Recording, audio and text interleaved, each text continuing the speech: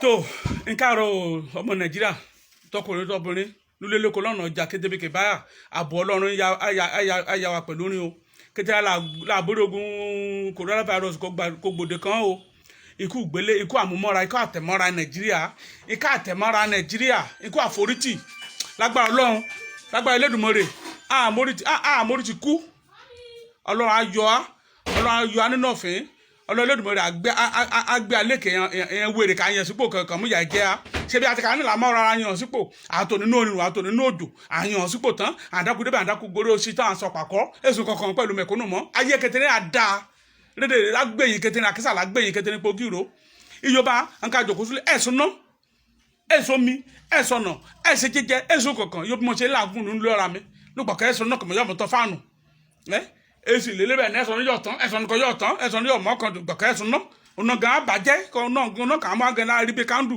ṣùlù la ìgbé bá ojú rẹ̀ tiẹ̀ olórí burúkú kan pé alápàṣẹ wọn àwùtán ọ̀gbẹ́ni wèrè kan pé àrígbàjàbí àmìrà kẹ̀lé house of rep èyí nà kété ńkóra ọjọ́ mọ́tò 45 million líyẹ kété náà lò imagine ẹ̀yẹ ẹ jẹ́ ká ṣíra wa létí ìjà fúnra lè ṣí tí àyè yẹ ṣé yọ 365 people ló wà ní house of rep 365 representative la níbẹ̀ imagine mọ́tò 45 million fún èèyàn kọ̀ọ̀kan fórí kọ̀ọ̀kan you understand that's 1.2 trillion that is 1.2 trillion kàn yá kó sínú ìjọba kàn yá kó sínú economy Japan ọmọ Ìgbò ní Nàìjíríà níbẹ̀ kẹ̀ṣẹ̀ mọ́tò náà kí ló dé tí wọ́n lè lọ tó lọ kọ́ patronize ọmọ Ìgbò yẹn kàn dẹ̀ ra cheaper rate kàn ra mọ́tò yẹn cheaper rate kàn máa lò kọ́ bá ṣe mọ́tò lọ òrìṣà wọn tó gbà àwọn olórí burúkú rádàdà àwọn lòṣì àwọn ọmọ ìjọba ẹ̀rí tó ń wọ bẹ̀sáyà àwọn tó kún wọn ẹ̀fà rò pé wọ́n tẹ̀lé dépò ọ̀la nílé ayé wọn tí wọ́n ẹ̀fà mọ̀ pé wọ́n lè dépò àpàṣẹ wọ́n dépò àpàṣẹ tẹ́sílẹ̀ kan máa fọpẹ́ fọlọ́run kan máa bẹ̀rù ọlọ́run iṣẹ́ náà sọbẹ̀ dípò ẹ̀jẹ̀ nǹkan tí wọ́n rí lò nílé ayé wọn tí bàbá yálàyà wọn ò rí lò òun náà bẹ̀ sí béèrè fún mọ́tò 45 million lẹ́ẹ̀kan ṣoṣo kí lẹ fẹ́ fi ṣe mọ́tò fẹ́ gbé yín lọ sọ́run ni ṣé mọ́tò lè gbé yín láti bí lọ sí London ṣó lè gbé ojú òtẹ̀tì nígbà tẹ́ bá rán mọ́tò 45 million tẹ́ ló Nàìjíríà ṣé lè gún mọ́tò láti bí lọ sí London àbẹ́ lè gún láti bí lọ sí US ṣé lè gún lọ sí US ni ẹ̀yin olórí burúkú àpọ̀dà olórí burúkú dédé wọn ẹ kàn kàwé lásán ẹ̀ ní wisdom yes you guys are educated but you don't have wisdom you lack wisdom education nìkan lẹ́ni ẹ̀ ní another thing aside education you have nothing again except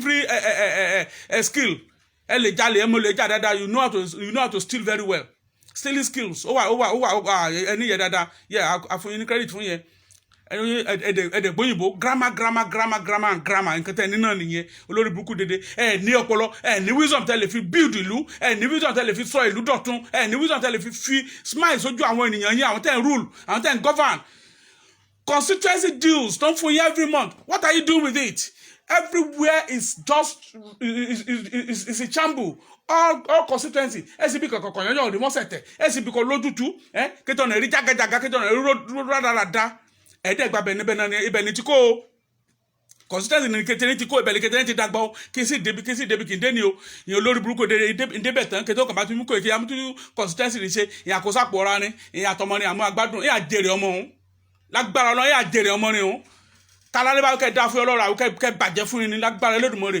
torí kékeré ayé ju ìyà kété mẹ́kún ní sọ́fà ẹ lọ wọ àwọn èèyàn ní títì ẹ wọ àwọn ọmọ tí gbogbo wọn wà ní títì wọn lè lọ skul wọn lè lọ ìyá wọn òbí wọn lè afford láti fi wọn sí skul olórí burúkú yẹn dẹ kọmọ tí ń lọ sí London ẹ kó wọn lọ sí Harvard ẹ kó wọn lọ sí Chicago ẹ kó wọn lọ sí University of Illinois kí gbogbo wọn máa lọ skul bẹ́ẹ̀ ẹ̀yin olórí burúkú dẹ táwọn ìbá tún skul wọn ṣe tí wọn bá gbé skul gidi kalẹ̀ nílùú wọn ṣé ẹ lè mọ́mọ́ yín lọ síbẹ̀ ni ẹ̀yin aláìnírònú ara Galatia olórí burúkú dédé wọn yín àjèrè Elédùmarè àfèrè sọ́sẹ́rin ilé kété ní jágbárè pò kíro kété ní pápátá kálálẹ́ bá kẹ́ da fún iṣẹ́ ọlọ́run àwẹ̀ àdá fún yín lágbára Elédùmarè kété òkè bá ti mọ́ ni kó jọ pátápátá ìyẹn àjèrè rẹ̀ kì í sì kò lulẹ̀ ayé ìyẹn olórí burúkú ok ìyẹn ńláńlá ń gbé sílẹ̀ tó ní elúmelu ó gbé 1 million sílẹ̀ Dangote gbé 1 billion sílẹ̀ Ọ̀tẹ́dọ́lá gbé 1 billion sílẹ̀ Fọlọ́runṣọ́ Alákìjà gbé 1 billion sílẹ̀ Ṣẹ́gun Agbájé gbé 1 billion sílẹ̀ Two-Face ó gbé 10 million sílẹ̀ federal government kankan fúnra rẹ̀ gbé 23 billion sílẹ̀ Access Bank mú 1 billion sílẹ̀ GTB mú 1 billion sílẹ̀ Senate Bank mú 1 billion sílẹ̀ NNPC gbé 11 billion sílẹ̀ kàmú kojú àrùn àjàkálẹ̀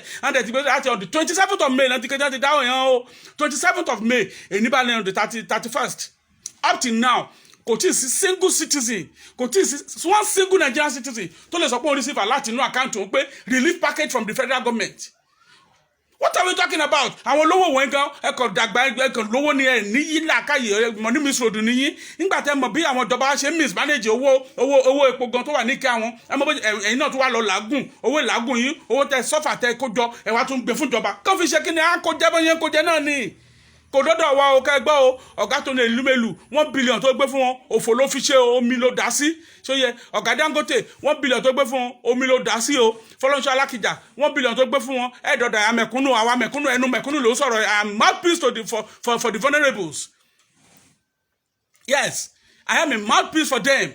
Mo ń sọ̀rọ̀ mẹ́bọ̀jú mi ojú mi ní kété ní o èsùn kan ní kankan yóò mú mi ṣe o èsùn kan akékaka lọ́rọ̀ gbọ́ ní mẹ́ èsùn kan ní kankan yóò mú mi ṣe mọ̀dẹ̀ tí wí sí bá lọ́mọ mi sọ̀rọ̀ kété ní pogiro ìgbèdèmí o àmọ́ ọlọ́run gbèdèmí ewu iṣá ìgbèdèmí but I am sounding it loudly and clearly to you guys that whoever is investing Nigerian money, whoever is inflicting pains on the mekunnus ní agbára ọlọ́run lágbára Olódùmarè àjèrè kété òkè má kójọ dédèrè lágbẹ̀yìn kété àkísà lágbẹ̀yìn kété látòkè délẹ̀ látòrí ọ̀gágun pátá kẹ̀yìn pààyàn lójú ẹ̀ lójoojúmọ́ kẹ̀yìn tàjẹ̀ ìyẹn sílẹ̀ lójoojúmọ́ south east libya ni north east libya ni everyday náà tàjẹ̀ sílẹ̀ ẹ̀jẹ̀ sún kankan president rẹ̀ sún kankan rọ̀rọ̀ sọ ẹ̀kọ́ ìhò létẹ́rẹ̀ náà ni. báwo ni ṣe wicked bẹ irú ẹgbẹ́ ìmùlẹ̀ wo lẹ wà kí lẹ gbé mi kí ló wà láyé àyín tẹ̀tẹ̀ lẹ́mi ọlọ́run rárá tẹ̀tẹ̀ níbẹ̀rù ọlọ́run rárá ẹ̀tẹ̀ ràn àwọn mẹ̀kúnnù tó dìbò fún yín pé kẹ́ débẹ̀ àmọ́ bẹ́ẹ̀ kò blame orin náà jàre gbọ̀kọ́ jẹ́ pé àgàn mẹ̀kúnnù náà Ghana ló yà kẹ̀dùn náà yà ẹ̀dùn wá kọ́ba tuntun pẹ̀lú ẹ̀sán pàkẹ́tì àtúnrún alẹ́ lórí ara ni àtọ́ àparanà torí ti irú ògìgì wo lè ṣàìsọ ẹrú àṣàṣe wo lè ṣàìsọ ara ìlú gan náà kẹkọjá yóò kẹjá náà yóò ronú kẹjá náà yóò reason láyọ̀ rárá wípé àtúnṣe kíkéde kí gbé kí n pápọ́ tí ìbò ní aṣípé kí mẹ́rọ yẹ kẹ́yẹ kankan mo dìbò kò yín àjọjú àtìyìn àmọ́ irọ́ ni kí bá tuntun gbé ráìsì yàrá dé àsìkò kan yẹ kí a pé ráìsì lè yí bá yín pín àsìkò kẹbí pa everybody lè yín jáde síta kí n pín kété ni olórí burúkú ni dáwùjọ kó federal government kẹ yóò ṣe káyìn kí federal government lè ṣe kíni ṣe bí gbogbo ala ní BVN ẹ ṣe àwọn ẹ̀tú BVN about 40 million people in this country 40 million people are running accounts and they have their BVN. Why don't you channel this money? Why don't you share this money through the BVN method? Why? It is day 7 now. Tí gbogbo àti wà létí lockdown is day 2 now. Total lockdown is day 2. Stay at home is day 7 now. Ó ti dọjọ́ méje kìkìtà tó ń tẹ kọ́tí dọ́ọ̀lù ní Nàìjíríà. Yet there is no relief package. House to house testing ṣé àyẹ̀kẹ́ ti aṣẹlẹ̀ bá gan ni pé ṣé àmọ́nìkan lárùn gan lọ́ra ni àmọ́nìkan ní àmọ́nì ndébọ̀rà kan ẹ̀ ní àmọ́nì kankan ẹ̀ kò sí isolation center kankan nítòsí anybody.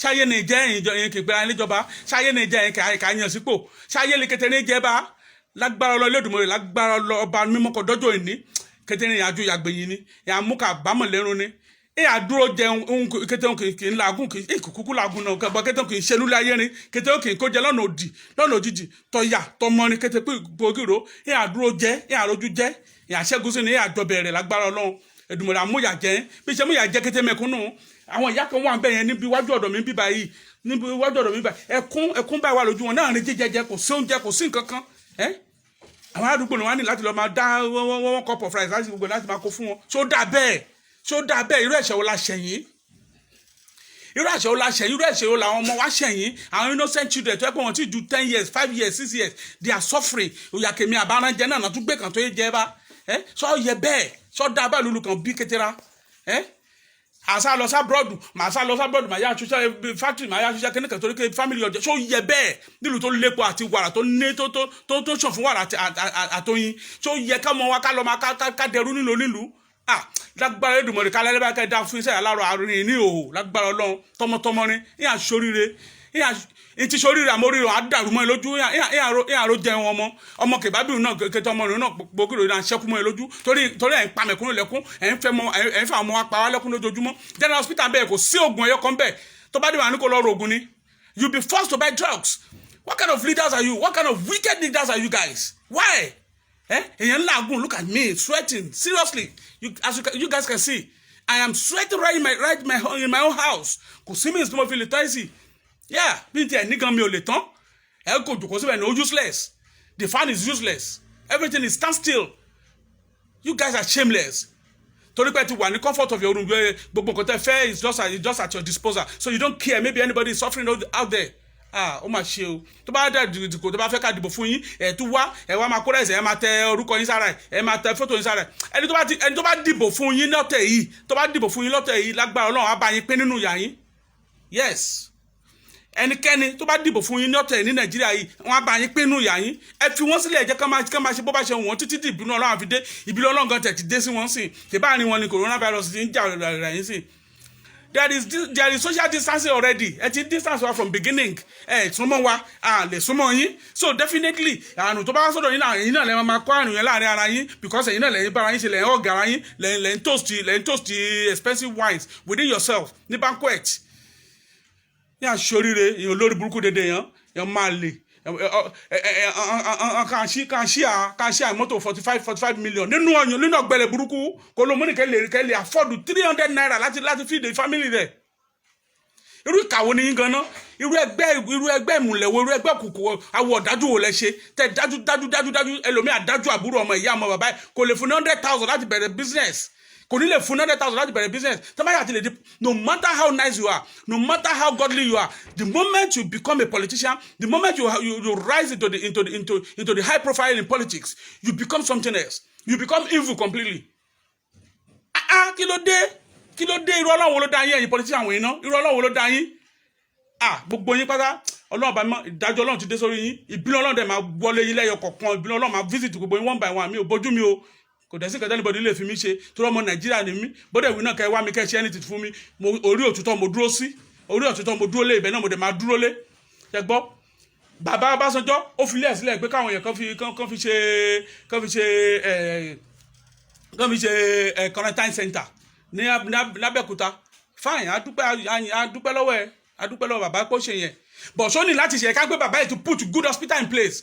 Nígbà tó wà ní gọ́ọ̀mẹ̀ntì ṣó ní láti máa fi lé sílẹ̀ pé kó máa fi ṣe quarantine center. Nígbà tó yẹ pé àwọn ò ní ṣe needful nígbà tó wà ń bẹ̀ káàbà òun ṣe lùgbẹ̀kọ̀ náà lórí ìjọba. Iná ní agbágbádá òyà kákà abẹ́rẹ́ rẹ̀ káàkiri kẹtẹ àgbáyé ètùlé rẹ̀ ṣe ẹ̀tọ̀nà ṣe kò sọ́nà. Imagine ó lọ bá I voted him. Mo lè fọwọ́ mi sọ̀rọ̀ ní anytime any day mo vote fún, mo dìbò fún bàbá yẹn ní 1999. Hope mi ni wípé àbáni pé ó understand Nàìjíríà pé bá lè wọlé pé àánú gbogbo problem Nàìjíríà ti solve àbánu débẹ̀ ó lórí ọdún mẹ́jọ lórí bẹ́ẹ̀ yóò solve problem nánú kan problem iná lásán kò lè solve ẹ̀. Wọ́n bá bèèrè lẹ́ẹ̀ká sí mẹ́ta àwọn mú GSM wá. Wá jèrè GSM orí burúkú lọ mọ́ GSM ìyàwó lọ mọ́ ṣé kọ́ bá mú GSM àdó ní ṣé GSM rètí adé Nàìjíríà ni ṣé GSM rètí adé. Wọ́n kọ́ solve problem kí Nàìjíríà ní gángan ọ̀nà lẹ́yìn ọ̀dẹ̀ wà US wà UK wà lọ sí Japan wà lọ sí kẹtẹ́bí orí bí kẹtẹ́ olúwọn ṣe fine but ṣé nǹkan rẹ̀ ò tẹ̀ ń wù yín ni? Why are you guys allergic to good things? Why are you allergic to good things? You never can emulate any good thing in your life. All you want is you just want to be oppressing. People will say, yes sir, that is all you want in your life. Kí lẹ gain pẹ̀lú yẹn? Ṣé ẹgbẹ́ yín wọ̀ ìjọba ọ̀run ni? Ẹ̀yin olóṣì olórí burúkú wọ̀nyí. Ó dàbọ̀ jàre yín mi. Happy staying at home. Ẹjọ́ stay safe o. Stay safe o. Ẹjọ́. Ó wà very important o. Àwọn olórí burúkú náà lọ kárùn wọn wá o. Àwọn náà lọ kó wá sílùú wa bá wọn jẹgbẹ́ àdẹ̀ ní bá wọn kú gbé o. Lọ lóyìnbó. Àwọn náà lọ bẹ̀ tó lọ ṣe birthday bàbá 80 years. Bàbá tó ti dàgbà. Àtọkùnmákù amọ̀nàrún máa ń lọ tó ń celebrate 80 years pẹ̀lú 1 billion. Irú olórí burúkú àwọn èèyàn wọlé lé. Òun dẹ̀ ní ambassador to UK. 1 billion wọn dẹ̀ question pé bolo ti rí. Àbẹ́ẹ̀rí àwọn wèrè náà kágbádá wọ̀ láti Nàìjíríà bí wọ́n fly lọ síbẹ̀ wọ́n lọ jẹjẹkújẹ. Wọ́n lọ jẹjọ òyìnbó wọ́n bọ̀ wọ́n kárùn dání wá kẹtẹrin àjèrè pògìrò lẹ́rìn rẹ̀ kan. Ẹ wọ èèyàn mi stay cool jàre àbọ̀ Ọlọ́run wà pẹ̀lú gbogbo yín ilé yín. Ọlọ́run sọ pé táńgàlì ìbínú bá fẹ́ kọjá nílẹ̀ Íjíbítì ó ní ẹ̀yàn ọmọ Ísírẹ́lì ẹ fi ẹ̀jẹ̀ àdó àgùntàn ẹ fi sí ẹnu ọ̀nà yín ẹ fi sí ọ̀nà lé yín pé táńgàlì ìbínú bá dé ó máa ré yín kọjá ikú á ré yín kété kọjá àrùn coronavirus á ré gbogbo yín kété kọjá lágbára Ọlọ́run kò ní yálé gbogbo yín àmọ́ kété olóyàn politician pátá ilé kété lá yà lẹ́yọ kọ̀ọ̀kan àfẹ́yí kọ́ bá ṣèfẹ́ Ọlọ́run àfẹ́yí kọ́ bá ṣèfẹ́ ọmọnìyàn àfẹ́yí kọ́ bá múnú mẹ̀kúnnù dùn àfẹ́yí kọ́ bá mẹ́rin sójú mẹ̀kúnnù kan láìsàn àyálé rẹ̀ gbọ́ kété náà one after the other kété olóyìn pọ̀ láyà lágbára Ẹlẹ́dùmarè ó dàbọ̀ jàre ire o.